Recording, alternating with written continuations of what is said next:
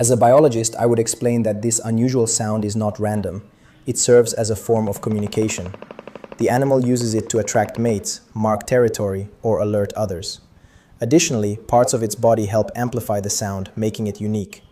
Interestingly, these noises can also prevent conflicts, as the animal signals its presence without needing to fight.